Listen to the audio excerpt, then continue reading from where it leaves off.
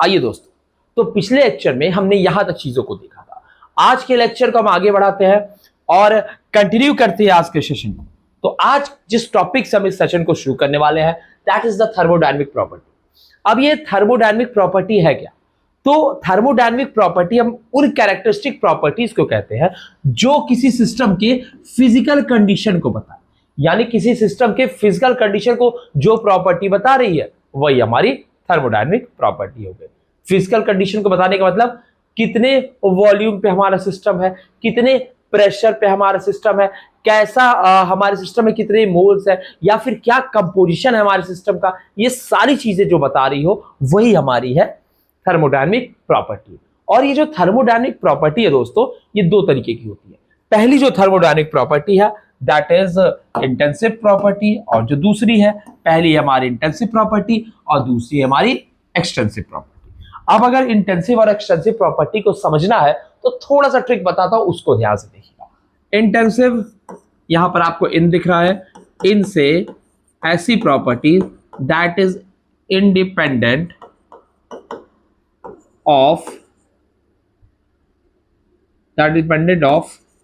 Mass of the system, यानी system के मास से जो इंडिपेंडेंट हो उनको कहते हैं हम लोग इंटेंसिव प्रॉपर्टी। और ऐसी प्रॉपर्टी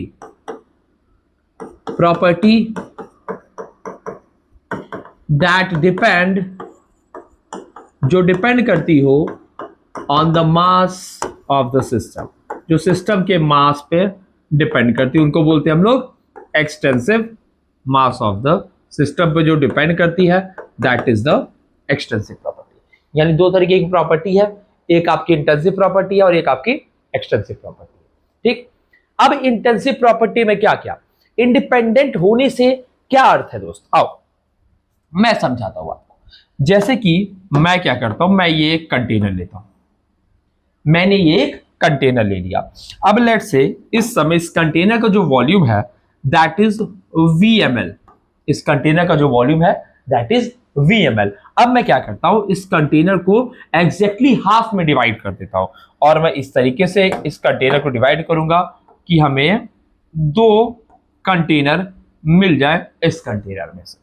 अब ध्यान से देखिए दोस्त, अगर इस कंटेनर का वॉल्यूम V है और हमने आधा आधा इस कंटेनर को बांट दिया है, तो इस वाले कंटेनर का वॉल्यूम क्या होगा, V/2, इस वाले कंटेनर का वॉल्यूम क्या होगा, V/2।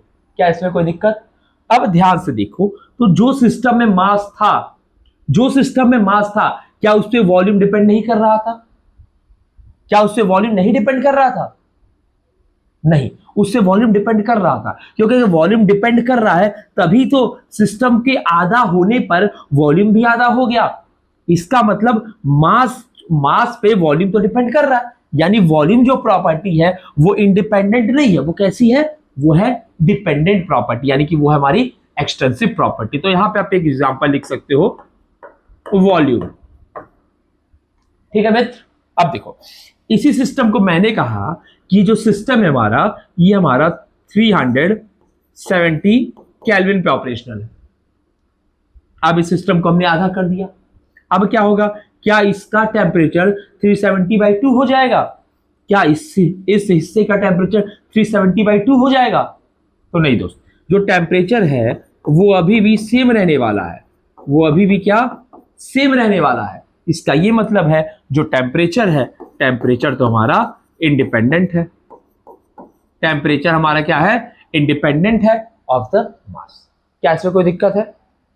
बिल्कुल सही बात। आइए तो इसकी बात करते हैं, अगला देखते हैं। अगला अगर हम बात करें, कहीं पर भी अगर आपको स्पेसिफिक वर्ड दिखा मिल जाए, स्पेसिफिक हीट, तो स्पेसिफिक हीट जहां भी स्पेसिफिक वर्ड मिलेगा वो चीज इंडिपेंडेंट हो जाएगी, वो चीज क्या हो जाएगी, इंडिपेंडेंट हो जाएगी। दूसरा देख लीजिए, वॉल्यूम हो गया, मास तो खुद में भैया वैसे ही मास तो यहां पर आ दिया, तो डिपेंड करता है मास पे, कोई दिक्कत नहीं है। अब अगला क्या हो सकता है, प्रेशर। तो प्रेशर देखिए, प्रेशर क्या यहां आधा होगा, तो ऑब्वियस सी बात है, बिल्कुल अगर प्रेशर यहां पर रखे, इसमें प्रेशर P है तो इसमें प्रेशर P इसका आधा ही होगा, क्योंकि वो डिपेंड करेगा कितना मास है। तो प्रेशर भी हमारा कैसा एक एक्सटेंसिव क्वांटिटी है, प्रेशर हमारा कैसा एक एक्सटेंसिव क्वांटिटी है वही इंटेंसिव की और बात कर ले तो हम बात करते हैं अगर मोल्स की क्या बोलते हैं मोलर हीट की, तो मोलर हीट क्या होगा, मोलर हीट भी हमारा इंडिपेंडेंट होगा क्योंकि यहां पर बात एक मोल की हो रही है दोस्तों, मोल के मोलर हीट भी क्या होगा, इंडिपेंडेंट होगा। वहीं अगर हम बात करें इधर क्या बोलते हैं एक्सटेंसिव में और किसकी बात कर सकते हैं, वॉल्यूम हो गया, प्रेशर हो गया, और हम बात कर लेते हैं इसमें इंथैल्पी की, इंथैल्पी की, एंट्रोपी की, enthalpy H, entropy S, internal energy की। तो ये सारे के सारे जो हैं ये डिपेंडेंट है, ये सारे के सारे जो है वो क्या है, डिपेंडेंट है on the mass of the system. वहीं ये सब क्या है, इंडिपेंडेंट है। इसमें आप लिख सकते हो, इसमें आप लिख सकते हो वर्क भी, इसमें आप लिख सकते हो वर्क भी। ठीक है दोस्त, इसको नोट कर लीजिए।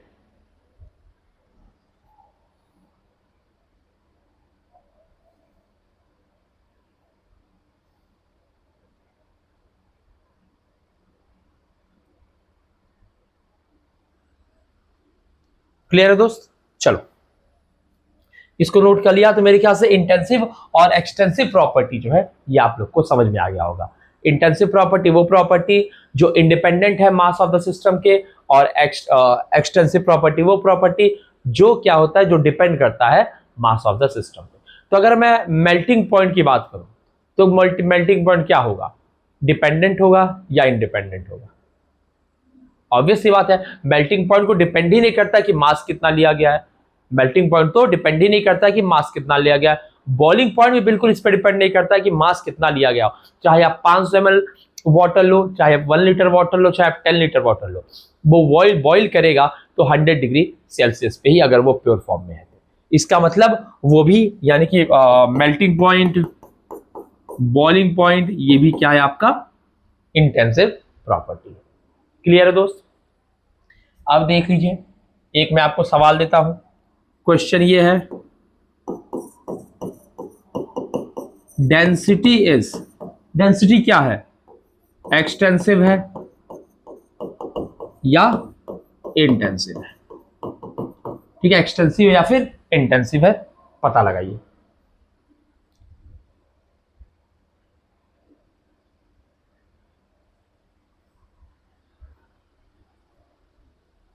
हो गया दोस्त, क्या ये कर पाया आपने, आइए सॉल्व करते हैं। डेंसिटी को रो से हम लोग डिनोट करते हैं, density is equal to mass per unit volume. Mass कैसे क्वांटिटी है, this is extensive quantity. Volume कैसा क्वांटिटी है, दिस इज एक्सटेंसिव क्वांटिटी। लेकिन डेंसिटी कैसा क्वांटिटी है, दिस इज इंटेंसिव क्वांटिटी। तो यहां से हम ये इन्फरेंस ला सकते हैं कि ratio of two extensive quantity is equal to intensive quantity. Ratio of two extensive quantity is equal to intensive quantity. दो एक्सटेंसिव क्वांटिटी का रेशियो इंटेंसिव क्वांटिटी के बराबर आता है, इसको भी नोट कर लीजिए।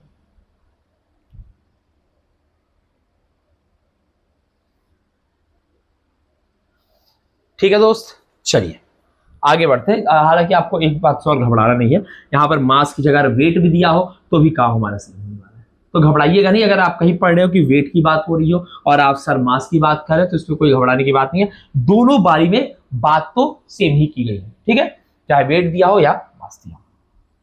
आइए आगे बढ़ा जाए तो फिर लेक्चर को आगे कंटिन्यू करते हैं। और अब हम लोग बात करते हैं दोस्त, अब हम लोग बात करते हैं स्टेट फंक्शन की और पाथ फंक्शन की। अब हम बात करते हैं स्टेट फंक्शन की और पाथ फंक्शन की। आओ, तो अगर हम बात करें स्टेट और पाथ फंक्शन की तो उसको किस तरीके से कर सकते हैं। देखो स्टेट, जैसे पहले हमें क्या समझना पड़ेगा कि स्टेट, ये स्टेट बार बार क्या स्टेट की बात हो रही है। आओ, ये क्या बार बार जो है स्टेट की बात हो रही है, क्या पाथ की बात हो रही है। पाथ मतलब है रास्ता, सिंपल शब्दों में समझो, पाथ मतलब है रास्ता। लेट से ये मैंने ट्रिप प्लान किया है, जहां ये है मेरा घर, ये है मेरा घर, यहां से मैंने ट्रिप प्लान किया है अपने मित्र के घर तक का। ये मेरा घर है ए, यहां से मैंने प्लान किया अपने मित्र के घर तक का, अपने मित्र के घर तक का क्या रास्ता। अब देखिए दोस्त, मैं यहां से निकलता हूं तो मान लीजिए दो रास्ते हैं। मैं यहां से निकलता हूं अपनी बाइक पे। अब बाइक पे क्या होता है, इस रास्ते से अगर मैं जाता हूं, इस रास्ते से, ये रास्ता हमारा ए है, लेट से नहीं, रास्ता हमारा है, लेट से रास्ता सी है और ये रास्ता हमारा डी है। लेट से मैं सी पाथ से जाता हूं, तो सी पाथ से अगर मैं बाइक से निकलता हूं तो यहां पर एक पुलिस वाले हैं, और पुलिस वाले क्या करते हैं, ये करते हैं चेकिंग। तो अगर मेरे पास हेलमेट नहीं होगा, तो मैं इस रास्ते जाऊंगा, नहीं जाऊंगा, मैं जाऊंगा इस रास्ते। तो लेट से मैं एक बार ये पाथ फॉलो कर सकता हूं, मैं एक बार मैं ये पाथ फॉलो कर सकता हूं, डिपेंड कर रहा है कंडीशन पे। ठीक है, तो ऐसे मतलब जो प्रॉपर्टी ऐसे मूवमेंट कर रही हो, ऐसे मूवमेंट मतलब जो प्रॉपर्टी पाथ पे डिपेंड कर रही है, उनको बोलते हैं हम लोग पाथ फंक्शन। यानी किस रास्ते हम लोग जो है अपने क्या बोलते हैं, घर से अपनी मंजिल तक पहुंचे, यानी अपने रिएक्टेंट से अपने प्रोडक्ट तक पहुंचे, अपने इनिशियल स्टेट से अपने फाइनल स्टेट तक पहुंचे। और स्टेट क्या है, स्टेट मतलब हमारा जहां से हम डिपार्ट कर रहे हैं और जहां हम अराइव कर रहे हैं, जहां से हमने सफर की शुरुआत की है और जो हमारे सफर की मंजिल है, दैट इज द स्टेट। यानी मेरा घर और मेरे दोस्त का घर हो गया स्टेट, और जिस रास्ते जा रहे हैं वो हो गया पाथ। तो this is the state and path. तो और जो फंक्शंस स्टेट पे डिपेंड कर रहे हैं तो वो हो गया स्टेट फंक्शन, और जो चीजें पाथ पे डिपेंड कर रही हैं that is the path function. जैसे कि अगर मैं यहां बात कर लूं, तो अगर मैं अपने दोस्त के घर जा रहा हूं बर्थडे में, लेट्स से उसके बर्थडे मनाने के लिए, तो मेरे दिल में जो प्यार है वो पाथ पे डिपेंड नहीं करेगा, वो तो इस पे डिपेंड करेगा मैं यहां से इसके पास चला जाऊं और मैं इसको अपने एक्सप्रेशन को शेयर कर दूं, यानी कि सिर्फ स्टेट पे डिपेंड करेगा। वही मैं कितने देर में वहां पहुंचता हूं, ये डिपेंड करेगा कि मैं कौन सा पाथ चूज करता हूं अपने गिवन सेट ऑफ कंडीशन के अनुसार। क्लियर हो गई मेरी बात? आइए, अगर आपको ये बात समझ में आ गई है तो अब हम क्या कर सकते हैं, मान लीजिए मैं एक ग्राफ बनाता हूं प्रेशर और वॉल्यूम का। लेट्स से हमारा सिस्टम है, ये सिस्टम के दो पॉइंट्स है, मतलब दो स्टेट्स है, एक स्टेट ए है और दूसरा स्टेट बी है। लेट्स से अब स्टेट ए पर पार्टिकल की कुछ ना कुछ इंटरनल एनर्जी होगी, जिसको हम यूए से रिप्रेजेंट कर रहे हैं, यू से हम रिप्रेजेंट करते हैं इंटरनल एनर्जी।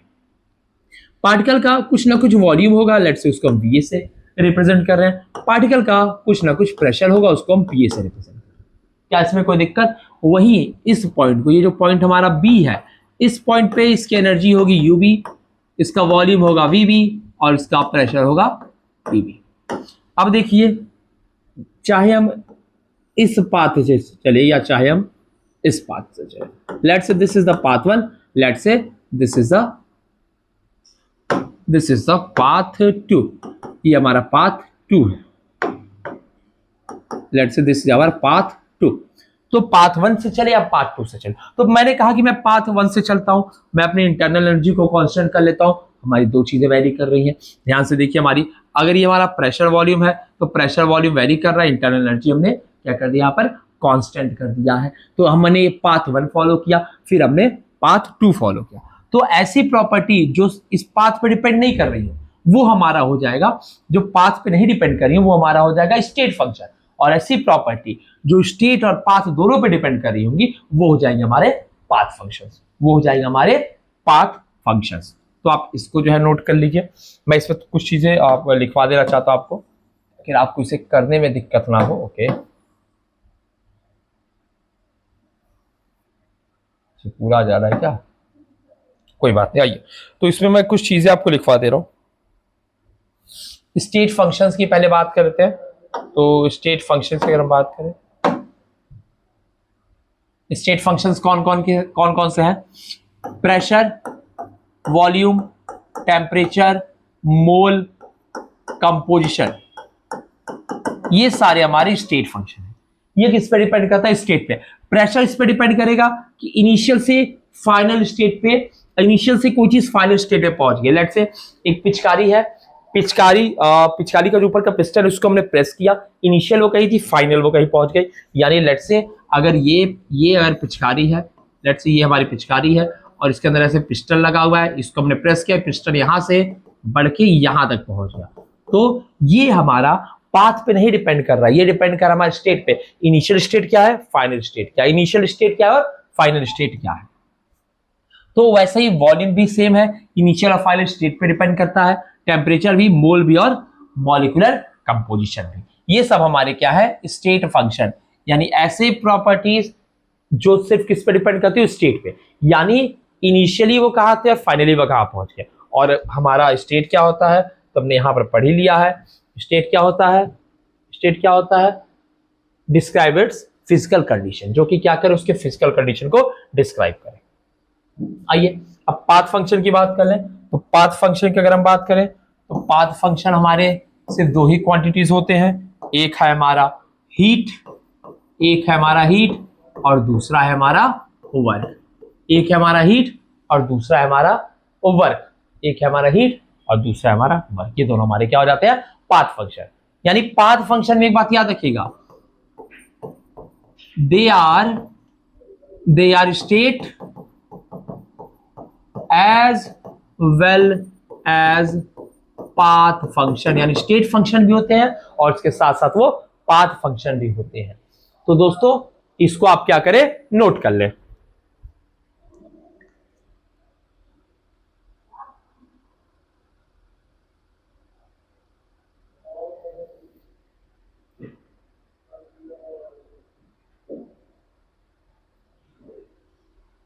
चलिए आइए, एक क्वेश्चन दिया गया है, इस क्वेश्चन को जो है सॉल्व करने की कोशिश कीजिए। Which is the state function and which is the path function. तो प्रेशर की बात कर लें, प्रेशर कैसा फंक्शन है, pressure is a state function. Volume कैसा फंक्शन है, volume is a state function. Heat कैसा फंक्शन है, ये हमारा पाथ फंक्शन। वर्क कैसा फंक्शन है, ये हमारा पाथ फंक्शन। इंथैल्पी कैसा फंक्शन है, ये हमारा स्टेट फंक्शन। इंटरनल एनर्जी कैसा फंक्शन है, ये हमारा स्टेट फंक्शन। क्लियर है दोस्त, क्लियर है, ठीक है। चलिए इसको भी नोट कर लीजिए जल्दी से।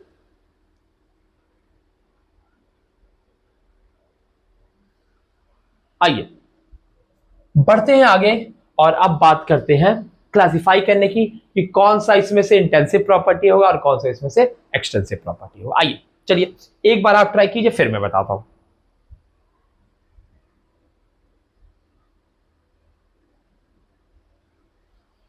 आइए, इंटेंसिव मतलब इंडिपेंडेंट। क्या वॉल्यूम इंडिपेंडेंट है, तो बिल्कुल नहीं, वॉल्यूम हमारा है एक्सटेंसिव। यहां आ जाएगा हमारा वॉल्यूम। वेट, वेट भी हमारा एक्सटेंसिव है, वेट भी हमारा एक्सटेंसिव है, बहुत अच्छी बात है। मेल्टिंग पॉइंट तो इंडिपेंडेंट है मित्र, मेल्टिंग पॉइंट तो इंडिपेंडेंट है, अभी बात किया गया। एनर्जी, एनर्जी क्या एक्सटेंसिव है इंटेंसिव है, तो बिल्कुल बात है, एनर्जी हमारा एक्सटेंसिव प्रॉपर्टी है, एनर्जी हमारी एक्सटेंसिव प्रॉपर्टी। इंथैल्पी, इंथैल्पी बताइए दोस्त, इंथैल्पी क्या है, इंथैल्पी भी हमारी एक्सटेंसिव प्रॉपर्टी है, इंथैल्पी भी हमारी एक्सटेंसिव प्रॉपर्टी है। विस्कोसिटी की बात कर लें, विस्कोसिटी क्या है, देखिए लास्ट में देखिए स्पेसिफिक हीट दिख रहा है आपको, तो स्पेसिफिक जो हीट जहां भी आपको दिख जाएगा, स्पेसिफिक वर्ड दिख जाए, मोलर वर्ड दिख जाए, और वो हमारे क्या हो जाते हैं, इंटेंसिव प्रॉपर्टीज हो जाते हैं। वो क्या हो जाते हैं, हमारे इंटेंसिव प्रॉपर्टीज हो जाते हैं। अच्छा क्वेश्चन था ये, इसको नोट कर लीजिए।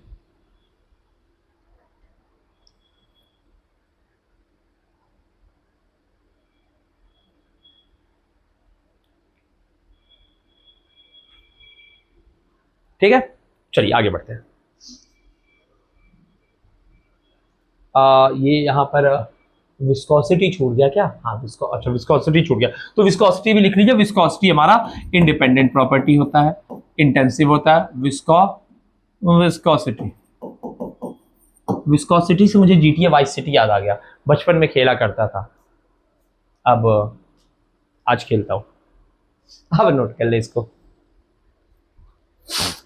आइए दोस्त चलिए, तो अब आगे बढ़ते हैं, लेक्चर को आगे कंटिन्यू करते हैं और अब बात करते हैं थर्मोडायनामिक प्रोसेसेस की। अब किसकी बात करते हैं दोस्त, अब बात करते हैं थर्मोडायनामिक प्रोसेस की। थर्मोडायनामिक प्रोसेस का क्या सेंस होता है भाई, मैंने भी स्टेट की बात की कि एक स्टेट से दूसरे स्टेट तक चेंज। आओ इस स्टेट को एक बार और मैं तुमसे समझाने की कोशिश करता हूं कि स्टेट चेंज को मैं और कैसे बता सकता हूं। लेट से मैंने ये प्लान बनाया है,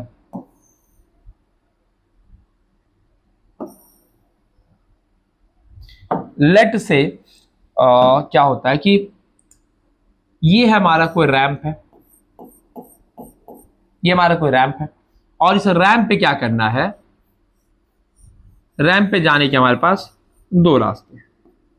पहला रास्ता है सीढ़ी चढ़ के, दूसरा रास्ता है यहां से हम जो है डायरेक्ट जो है वो वाला नहीं आता तो जो रोप ऐसे फेंक के फंसाते थे वैसे पहुंचेंगे। ठीक है, दो रास्तों की बात कर लेते हैं। पहला रास्ता क्या बताता है? पहला रास्ता देखिए, ये है हमारा इनिशियल स्टेट। इनिशियल स्टेट वो जहां से चीजें स्टार्ट हो रही हैं, ये है हमारा फाइनल स्टेट। अब देखो ऐसी प्रॉब्लम, जैसे मान लो कोई इंसान है जो यहां से चढ़ रहा है, तो क्या करेगा? वो यहां से चढ़ा फिर आगे बढ़ा। देखो इंसान यहां से चढ़ा फिर आगे बढ़ा, फिर चढ़ा फिर बढ़ा, फिर चढ़ा फिर बढ़ा, चढ़ा बढ़ा चढ़ा बढ़ा चढ़ा बढ़ा चढ़ा, अब पहुंचा। वही ये आदमी क्या कर रहा है? ये आदमी सीधा जा रहा है ऊपर की ओर। इस आदमी को देखो, इस आदमी को क्या करना पड़ रहा है? पहले vertical distance, horizontal, vertical horizontal, vertical horizontal, vertical horizontal, vertical horizontal, और इसको सीधा वर्टिकल, सीधा वर्टिकल डिस्टेंस को ट्रेवल करना।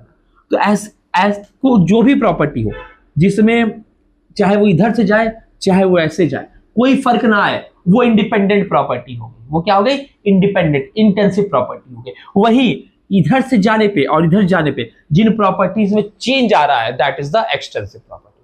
वो क्या हमारा एक्सटेंसिव प्रॉपर्टी है। आई होप अब चीजें क्लियर हो गई होंगी। आओ अब बढ़ते हैं थर्मोडायनेमिक प्रोसेसेस की तरफ। थर्मोडायनेमिक प्रोसेस है बेटा कि जो है मान लो आपका सिस्टम जो है वो स्टेट ए में है, स्टेट ए से वो स्टेट बी में चेंज कर रहा है, स्टेट ए से स्टेट बी में चेंज कर रहा है, तो किन किन चीजों को वो कांस्टेंट रख सकता है, किन किन चीजों को वो वेरी करा सकता है स्टेट चेंज होने में, क्या क्या हो सकता है, वही आज पढ़ेंगे हम लोग थर्मोडायनेमिक प्रोसेसेस में। जब भी उसका स्टेट चेंज होगा तो उसमें क्या होता है बाबू? एनर्जी का ट्रांसफर होता है, या तो हीट के फॉर्म में या तो वर्क के फॉर्म में, या तो हीट के फॉर्म में या तो वर्क के फॉर्म में। ठीक है, इन सारे वर्ड्स को मैं समझाता हूं तुम्हें, इन सारे वर्ड्स को मैं समझाता हूं कि ये होते क्या है। अब आइसोथर्मल की बात करें।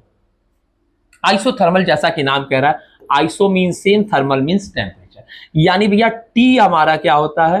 टी यहां पर कांस्टेंट होता है। और जब टी कांस्टेंट हो जाएगा मित्र, जब टी कांस्टेंट हो जाएगा तो चेंज इन टेम्परेचर किसके बराबर आएगा? शून्य के। कोई चेंज नहीं होगा तापमान में, की होगा? कोई तापमान में चेंज नहीं होगा। यानी आइसोथर्मल जो हमारा ये क्या बोलते हैं वर्ड, और आइसोथर्मल जो प्रोसेस है इसमें टेम्परेचर कांस्टेंट होता है और चेंज इन टेम्परेचर हमारा जीरो होता है। और जब चेंज इन टेम्परेचर हमारा जीरो होगा तो चेंज इन इंटरनल एनर्जी भी हमारा जीरो होगा, क्योंकि वो किस पे डिपेंड करता है? वो डिपेंड करता है टेम्परेचर के ऊपर। वो किस पे डिपेंड करता है दोस्त? टेम्परेचर के ऊपर। क्लियर है दोस्त? इसको नोट कर लो।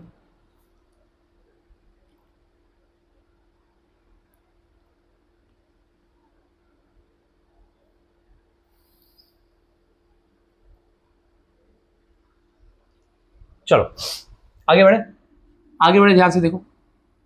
एडियाबैटिक प्रोसेस की बात कर लेते हैं। एडियाबैटिक प्रोसेस क्या होता है? एडियाबैटिक प्रोसेस ऐसा प्रोसेस होता है जहां पे हमारा Q की वैल्यू जीरो हो जाए।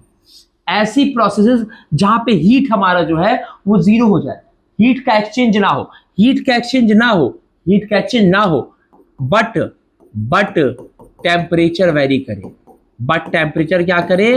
वेरीज करे, बट टेम्परेचर क्या करे? वेरीज करे। और ये कैसा हो सकता है? एडियाबैटिक कंडीशन हम लोग कैसे जो है मतलब प्रिपेयर कर सकते हैं, ऑब्टेन कर सकते हैं? तो ये हम कर सकते हैं आइसोलेटेड सिस्टम्स में, आइसोलेटेड सिस्टम में। क्लियर है दोस्त? एडियाबैटिक समझ में आया आपको क्या है? एडियाबैटिक मतलब Q बराबर zero. Isobaric, iso mean same, बार मीन्स टेम्परेचर, यहाँ पे सेम टेम्परेचर, सॉरी बार मीन्स प्रेशर, तो सेम प्रेशर रहेगा, यानी प्रेशर बराबर कांस्टेंट, यानी चेंज इन प्रेशर होगा वो हमारा जीरो होगा। तो ठीक है, चेंज इन प्रेशर हमारा क्या होगा? जीरो होगा। और जो है ये कंडीशन हम कैसे मेंटेन करा सकते हैं? तो क्या करो कि इसे ओपन सिस्टम रखो, ओपन सिस्टम में काम करो। ओपन सिस्टम में क्या होगा? हमारा जो प्रेशर होगा वो कांस्टेंट होगा, क्योंकि जो बाहर का हमारा प्रेशर रहेगा वही सिस्टम के अंदर का प्रेशर रहेगा। वहां पे क्या होगा? आइसोबैरिक कंडीशन मेंटेन रहेगी। आइसोबैरिक कंडीशन क्या होगी? मेंटेन रहेगी। कोई दिक्कत नहीं है दोस्त, इन दोनों को भी लिख लो।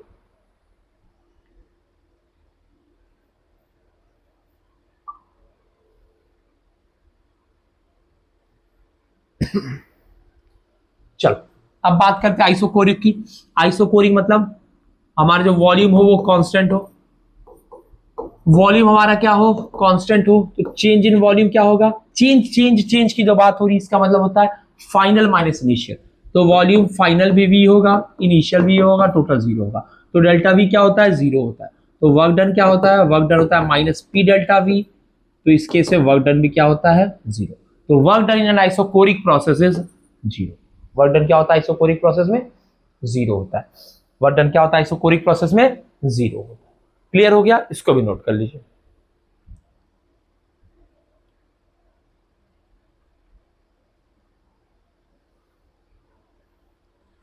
ठीक है। अब एक बात का थोड़ा आप इसमें ध्यान दे दीजिएगा, अगर प्रोसेस आइसोकोरिक है तो इसको आप क्लोज सिस्टम में रखिए।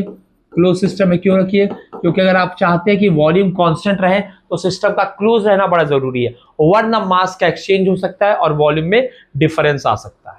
ठीक है, मास का एक्सचेंज हो सकता है सराउंडिंग के साथ, जिसकी वजह से वॉल्यूम में क्या हो सकता है, चेंज आ सकता है। तो आइसोकोरिक में हम सिस्टम को क्या रखते हैं, क्लोज रखते हैं।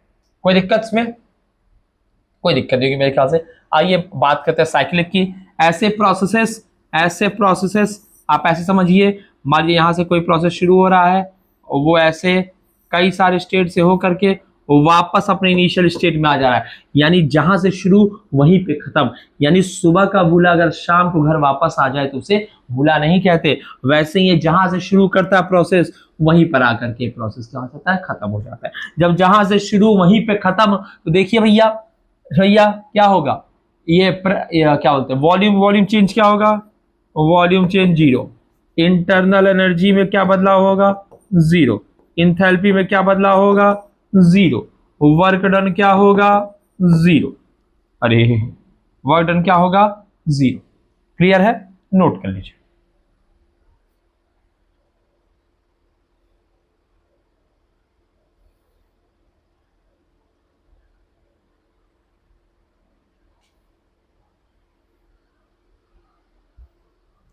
ठीक है, ये हो गया। रिवर्सिबल की बात कर ले। रिवर्सिबल प्रोसेस वो प्रोसेस होते हैं जो क्या होते हैं, जैसे मान लीजिए हम क्या करें, मैं आपको बता रहा हूँ रिवर्सिबल प्रोसेस में समझाता हूँ आपको। रिवर्सिबल प्रोसेस है, लेट से ये हमारा कोई कंटेनर है, ये हमारा कोई कंटेनर है और इस कंटेनर में ये लगा हुआ है पिस्टन।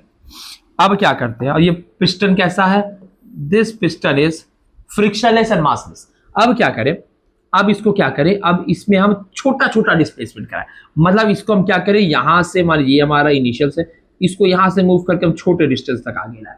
फिर क्या करें, फिर इसको हम छोटे डिस्टेंस मूव कराए, छोटा डिस्टेंस आगे लाए। यानी इस पे बहुत ही थोड़ा थोड़ा ही मूवमेंट करा, बहुत ही थोड़ा, मतलब समझिए इतना छोटा स्टेप कि वापस आप पहुंच सको। यानी इतना छोटा बदलाव करा रहा है कि आप जिस स्टेट से गए थे उस स्टेट में आप वापस आ जाओ और पता भी ना चले।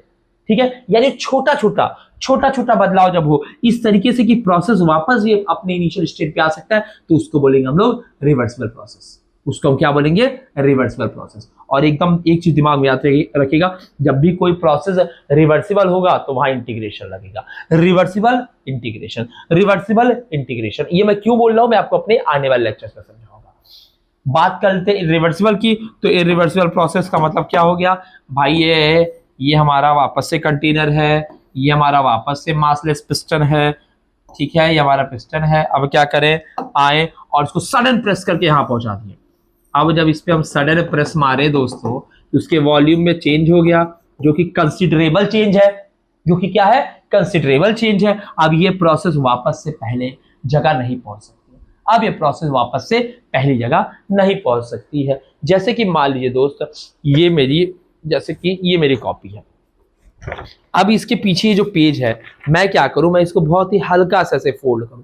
ऐसे देखिए, बहुत ही हल्का सा मैं इसको फोल्ड करता हूं, बहुत ही हल्का सा।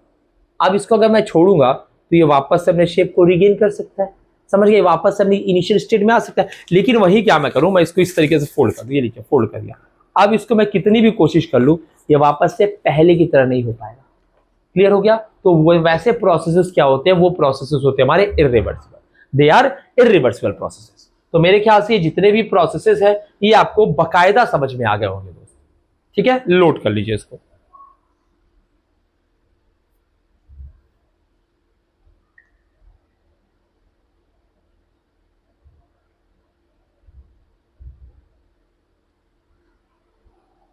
चले आइए आइए कुछ पॉइंट्स मैं आपको बताता हूं रिवर्सिबल और इरिवर्सिबल बारे में, जिनको आप जो है नोट कर लीजिएगा। चलिए रिवर्सिबल कुछ चीजें आप लिख लीजिए। देखिए अब क्या है, इसमें दो चीजें हैं, एक है आपका ड्राइविंग फोर्स और एक है आपका अपोजिंग फोर्स। ड्राइविंग फोर्स का सेंस क्या होता है कि वो फोर्सेस जो आपको रिएक्शन आगे ले जाने में हेल्प करे, वो फोर्सेस जो आपको रिएक्शन आगे ले जाने में हेल्प करे, उनको बोलते हैं हम लोग ड्राइविंग फोर्स। और वही अपोजिंग फोर्स क्या होता है, जो रिएक्शन को पीछे खींच के लाते हैं, उनको बोलते हैं हम लोग अपोजिंग फोर्स। तो ऐसे रिवर्सिबल के केस में जो ड्राइविंग फोर्स होता है वो थोड़ा सा ही ज्यादा होता है अपोजिंग फोर्स। देखिए ड्राइविंग फोर्स को थोड़ा तो ज्यादा होना पड़ेगा क्योंकि रिएक्शन को आगे बढ़ाना है, तो ड्राइविंग फोर्स रिवर्सिबल के केस में थोड़ा सा ज्यादा होता है अपोजिंग फोर्स से। ठीक है, तो in this case driving force is a little bit more, ये जो थोड़ा सा ज्यादा होता है देन अपोजिंग फोर्स। पहला पॉइंट। अगला पॉइंट लिख लीजिए दोस्त, अगला पॉइंट लिख लीजिए, it is an ideal process. ये कैसा बच्चों, ये है बिल्कुल ही आइडियल प्रोसेस। ये कैसा प्रोसेस है भाई, ये है आइडियल प्रोसेस। और वर्क जो ऑब्टेन होता है इसमें जो वर्क ऑब्टेन होता है, वर्क ऑब्टेन्ड इज मैक्सिमम। वो क्या होता है आपका, मैक्सिमम होता है। वर्क ऑब्टेन क्या होता है, मैक्सिमम होता है। आइए इसको नोट कर लीजिए, इस सारे पॉइंट्स आप क्या करें, नोट कर लें। फिर आइए बात करते हैं इरिवर्सिबल की। तो अगर इरिवर्सिबल प्रोसेस की बात करें, इरिवर्सिबल प्रोसेस की बात करें, अब ये क्या करता है, ये प्रोसेस तुरंत हो रहा है, ये प्रोसेस क्या हो रहा है, तुरंत हो रहा है, यानी इतना रैपिड कन्वर्जन हो जाए कि टाइम लैग ही बहुत कम हो। और जब टाइम लैग बहुत कम होता है, कोई प्रोसेस बहुत ही फास्ट होती है तो काफी डिवास्टेटिंग होती है। फास्ट प्रोसेस इतने अच्छे नहीं, इतने अच्छी चीजें नहीं है जो सडन हो जाए, सडन बदलाव नहीं बर्दाश्त हो सकता है। तो ये प्रोसेस सडन हो रहा है तो टाइम लैग क्या है, बहुत ही कम है, occurs in very short time, occurs in very short time, बहुत ही कम समय में ये रिएक्शन हो जाता है। अगली बात करते हैं, तो सारे natural phenomenon, all natural phenomena, जितने भी फिनोमिनन है जो नेचर में हो रहे हैं, ऑल नेचुरल फिनोमिना, वो सारे क्या होते हैं, वो सब इरिवर्सिबल होते हैं, वो सब इरिवर्सिबल होते हैं। ठीक है, आपका क्लास में आगे बढ़ जाना, आपका एज बढ़ना, हमारा ओल्ड होना, सब कुछ इरिवर्सिबल प्रोसेस है। नेचर में सारे प्रोसेस क्या होते हैं, इरिवर्सिबल होते हैं। और देख लीजिए, अब देखिए इसमें तीन चीज है, सिस्टम जब इनिशियली है और सिस्टम जब फाइनली है। जब सिस्टम इनिशियली होता है तब वो इक्विलिब्रियम में होता है, और जब सिस्टम अपने फाइनल स्टेट में पहुंच जाता है, यानी इनिशियल स्टेट और फाइनल स्टेट में ही वो सिर्फ इक्विलिब्रियम अटेन करता है। यानी system attain equilibrium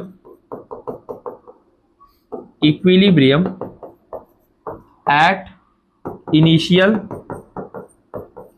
and final state, initial और फाइनल स्टेट पर ही अपना वो इक्विलिब्रियम अटेन करता है। क्लियर है दोस्त, छाप लो।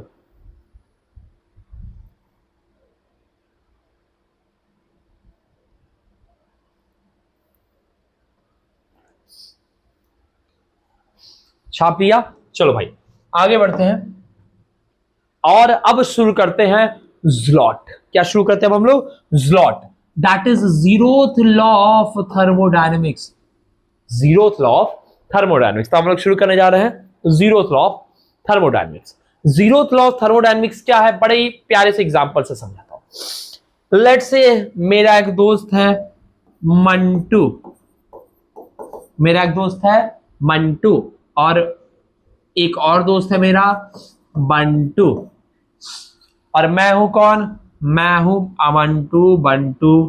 मेरा नाम क्या है, मेरा नाम तो जो है वो, लेट्स से ये मैं हूं, ठीक, ओके दोस्त, ये मैं हूं।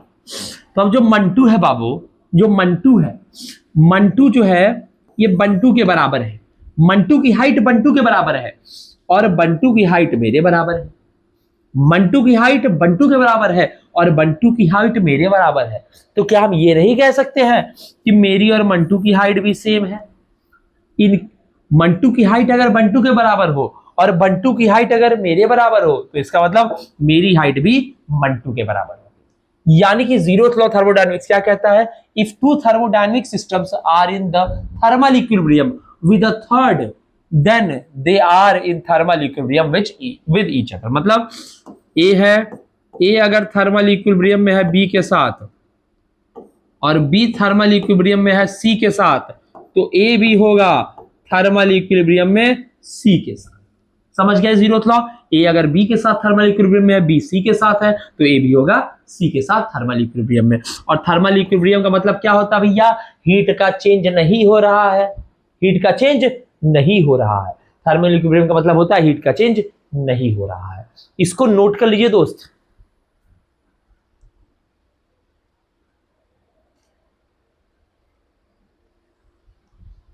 चलिए, तो मुझे लगता है ये चीजें आपको समझ में आ गई होंगी। आज के लेक्चर में बने रहने के लिए बहुत बहुत शुक्रिया आपका।